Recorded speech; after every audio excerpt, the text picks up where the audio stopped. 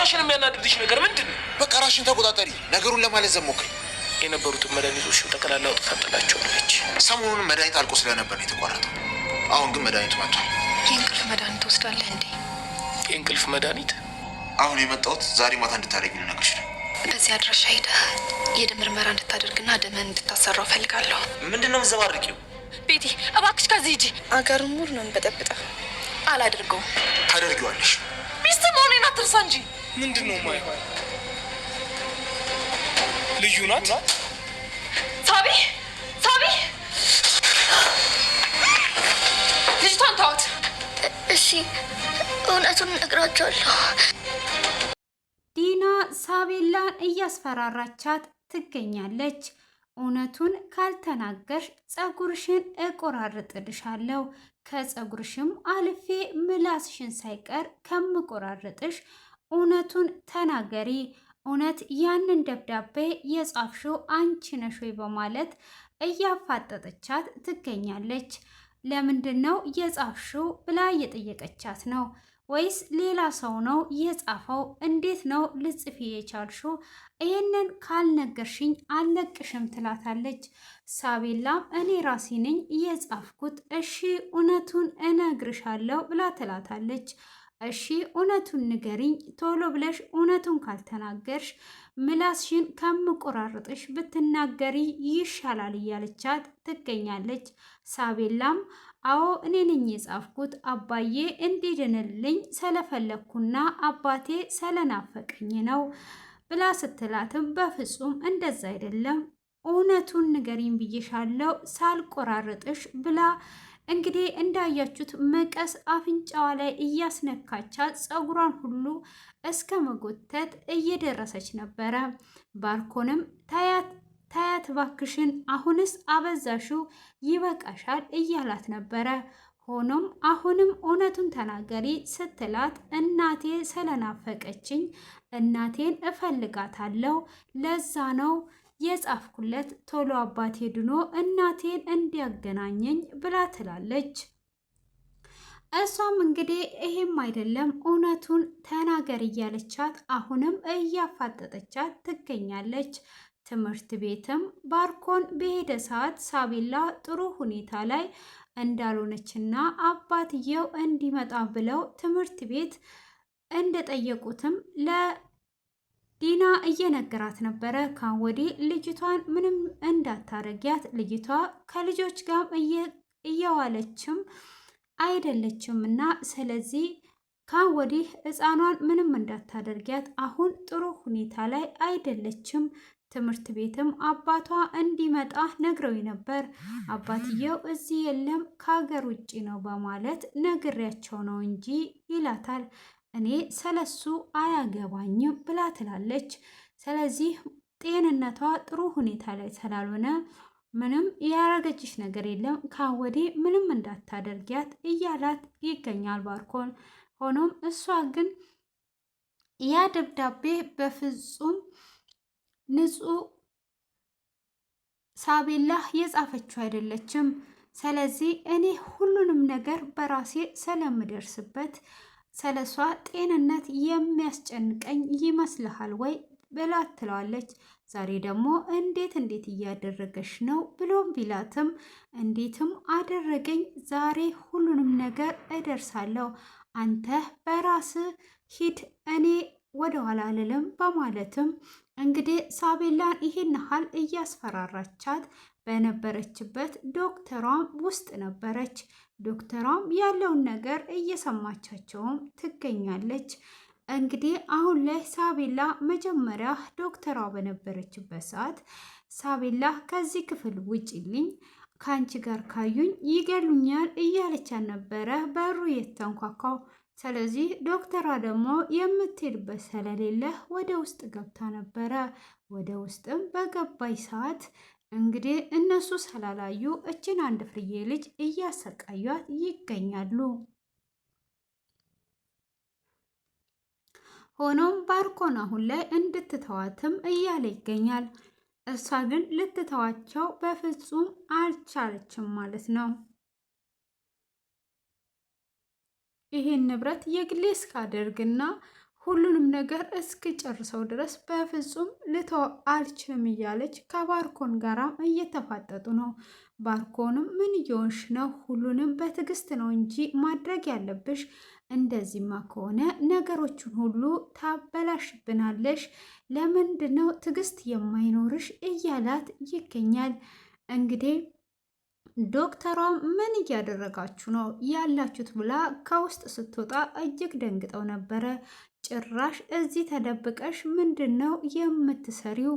በማለትም ባርኮንም አይኑን አፍጥጦ ሲያያት ነበረ። ዲናም ምን እየሰራሽ ነው በልጄ ክላስ?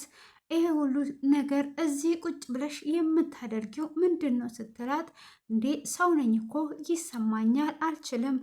አንድ ፍርዬ ሕፃን ልጅ ምን አድርጊ ብላችሁ ነው ይሄን ያህል የምታሰቃዩት? ችግራችሁስ ምንድን ነው? በማለት እንግዲህ ዶክተር ርብቃ እያፋጠጠቻትም ትገኛለች።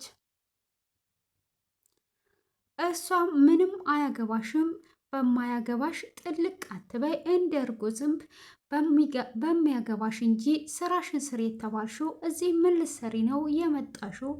በማለትም ስትላት እኔ ራሴን መቆጣጠር አልችልም፣ እቺ ልጅ አንድ ነገር እንድታደርጓት አልፈቅድላችሁም ስትል ባርኮንም ወደ ዶክተሯ ተመልሶ በማያገባሽ አትግቢ ይላታል። ያገባኛል፣ ይሄንን ዝም ብዬ ላልፍማ በፍጹም አልችልም። በአንድ ፍርዬ ሕፃን ላይ ይሄን ጭካኔ ስታደርጉ በምን አይነት ህሊና ነው ዝም የምለው? ስትል ባርኮንም እንግዲህ እንዳያችሁት ርብቃን በጥፊ ሲመታት ነበረ። ርብቃም ምን እየሆንክ ነው ያለኸው እያለችው እያለ አርፈሽ ተቀመጪ፣ ልክሽን ወቂ እያላትም እየደበደባት ይገኛል ማለት ነው። በዚሁ እንግዲህ ዲናም አንቺ ቁራጭ አርፈሽ ተቀመጪ እያለቻት አሁንም ሕፃኗን ከማስፈራራት ወደኋላ አላለችም። ምንድነው የፈለግሽው? ምን እየሆንሽ ነው ያለሽው? ብላ ሕፃኗን ታስፈራራታለች። ሳቤላም እንግዲህ ምንድነው እሱ ብላ ፍዝዝ ብላ ስትቀር በይ አሁን ሁሉንም ነገር እነግርሻለሁ፣ ምንድን ነው የምትፈልጊው ብላ ስትላት፣ ሳቤላም እናቴን ብቻ ነው የምፈልገው በማለት ስትል እናትሽ ሞታለች ብላ ትላታለች። ላትመለስ እናትሽን አታገኛትም፣ አሁን እናትሽ ሞታለች በማለት ለሳቤላ ስትነግራት፣ ሳቤላም አይኖቿን አፍጥጧ ትደነግጣለች። ከደነገጠችም በኋላ ባያችሁት መልክ እራሷንም ስታ ነበረ። ሆኖም እንደዛም ደግሞ ስታሰቃያት አጎቴ ድረስልኝ፣ አጎቴ አስጥለኝ እያለችው ትገኝ ነበረ። ባርኮን አድነኝ እያለችው ነበር። ግን ባርኮንም ያው ተደግፎ እያያትም ነበር። ታይም ቢላት ሊያስጥላት አልቻለም። ሆኖም እናትሽ ሞታለች ስትላት እንግዲህ ሳቤላ እንደምታዩት እራሷን ስቷለች። እጅግ በጣም የምታሳዝነው ዲና እንዴት እንደምታስፈራራትና እንዴት እንደምታሰቃያት እንግዲህ የራሷ ልጅ ስላልሆነች እያሰቃየቻት ትገኛለች። ዶክተር ርብቃ ወደ እነሱ ጋር ስትመጣ እንግዲህ እሱን እንድትገለው መርዟ እንድትገል ነው። አሁንም መመረዝሽን ዛሬ ማታ ትጀምሪያለሽ፣ ለታዴ ሁሉንም ነገር ታደርጊና አሁን ትቀጥያለሽ እያላት ነው ባርኮን። በፍጹም አላደርገውም፣ ካወዲህ እኔ ሰውን ላጠፋ አይደለም የተሰራሁት እያለች እንግዲህ ዶክተር ርብቃም ሁለቱንም ለማጥፋት ነው ያመጣት ማለት ነው። እንግዲህ እንደምታውቁት ርብቃ ታዴን እንድትገልና እንድትመርዝ ነው በእርቃን ፎቶ እያስፈራራት ያመጣት ማለት ነው። እዚህ ጋር ደግሞ ዲናና ባርኮን ፍቅረኛሞች ናቸው። ግን ለታዴ ወንድሜ ነው ብላ ነው ያስተዋወቀችው። እሷ ግን መድኃኒት ማታ ማታ የእንቅልፍ መድኃኒት በማጠጣት ከባርኮን ጋር ነው የምታድረው ማለት ነው። ይሄንን ሁሉ እሱ የሚያውቀው ነገር የለም። በእንቅልፍ መድኃኒት እያስተኛችው፣ በዛ ላይ ደግሞ ያው የልብ ድካም እንዳለበት የምናውቀው ነው። እሷ እንግዲህ በዚህ አይነት እንዲህ እያደረገችው ትገኛለች። ዶክተር ርብቃ ግን አሁን ላይ ለንጹህ ቃል በገባችው መሰረት እያገዘችው ትገኛለች። አሁን ለሱ ጤና ራሱ እንግዲህ ዶክተር ርብቃ መድኃኒት ናት ማለት ነው። ከዚህም በፊት ሳቤላ ዶክተር ርብቃ እንደመጣች ለአባቴ መላእክት ነሽ፣ ለአባቴ መድኃኒት ሆነሽ የተላክሽ መላእክት ነሽ እያለቻት ነበረ። እንግዲህ ከዚህም በፊትም ያኔ መርዝ መርዟ ሾርባ እንድትሰጠው የአታክልት ሾርባ ሰርተሽ መርዘሽ ካልሰጠሽው አሁኑኑ ይሄን ቪዲዮ ለአባትሽ እልካለሁ ሚዲያ ላይም እፖስታለሁ ብሏት ባርኮን ባስፈራራት መሰረት ከዚህም በፊት መርዟ ስትሰጣቸው ልክ የሳቤላ አነጋገር የዶክተር ርብቃን ልብ ሲነካ ዶክተር ርብቃም ሾርባውን እንዳይጠጡ አድርጓ ነበረ። ያንን የተመረዘውንም ሾርባ አሁን እንዳትጠጣው ስትል መጀመሪያ ለልጅ ያጎርሳለሁ ሲል ለህፃናቶች ይሄ ነገር አይጠቅሙም በማለትም ካስቀራችሁ በኋላ መጀመሪያ ለሚስቴ ሊያጎርሳት በማለትም ለሚስቱ ሊያጎርስ ሲል እንግዲህ ባርኮን ፍቅረኛው ስለሆነች መመረዙንም ስለሚያውቅ ያንን ነገር እንዳትጠጣ የሆነ ነገር አድርጎ ያሳልፋል ማለት ነው። ያም ሾርባ በዛን ጊዜ ሳይጠጣ ይደፋል። በግርግሩም ያ ነገር ካመለጠ በኋላ አሁን ደግሞ እንግዲህ መድኃኒቱ መጥቷል። አሁን ከእንደገና እንድትመርዡ ብሎ ይላታል።